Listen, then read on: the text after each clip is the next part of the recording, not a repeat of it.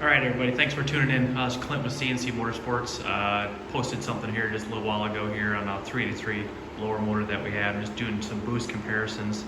And this is only related specifically to a root style blower on gas. Now, methanol, E85, completely different application, but this is a pump gas application. So just kind of want to clear some of the air on some of the different things that you can run into if you're overdriving and running too much boost on these engines.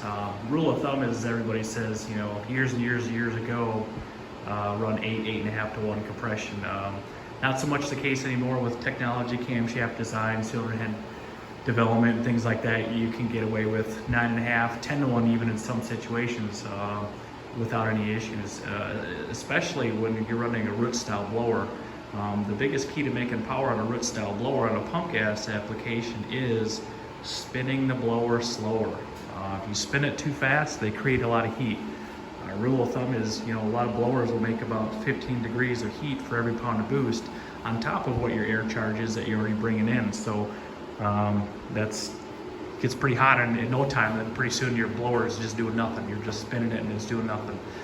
Don't mind our vice grip, that's just our handy dandy little foul cable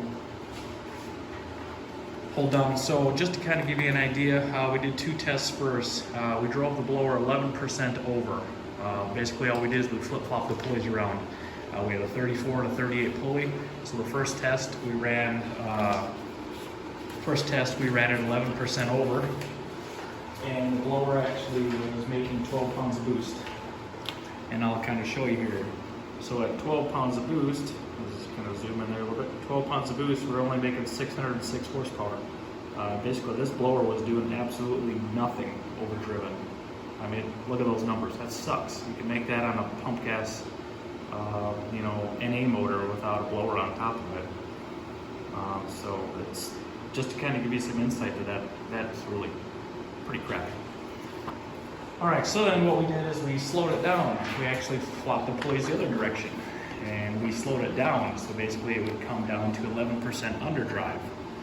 Now you can see where it really starts to make power. You can see, we're only making, 3.5 pounds of boost, and then it starts creeping up slowly and slowly and slowly, and there we're at 7,100, we're at 7.4 pounds of boost. Now we're up 740 horsepower.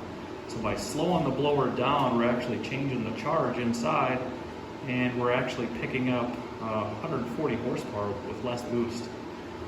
So that's one of the big keys of making power on these root style blowers is run them slow. Now, if we had an 871 blower on here, we could run it slower yet, and we'd make even more power because we're not increasing the air charge that much more.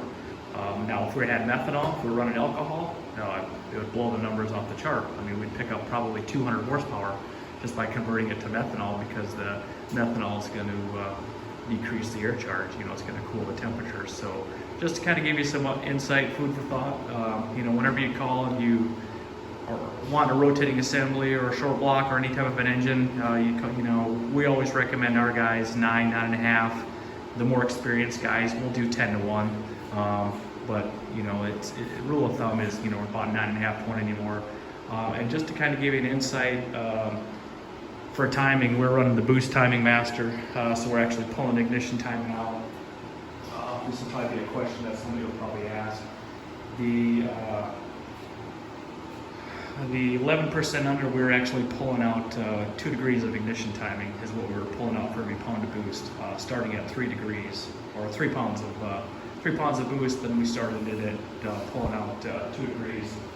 And then the other situation where we had an overdrive and we were pulling out 1 degree, which that didn't really make much difference at all. It wasn't doing anything. So hope this is pretty informative and kind of shed some of the light as far as what you can expect. We're kind of doing some little PR here for you guys so that you can kind of understand the differences of, if you call us and we're recommending this or that or whatnot, that we kind of know what's going on. We've built quite a few of these and pretty fluent with how these things work. So any questions, feel free to give us a call or drop us a message. Thanks for tuning in.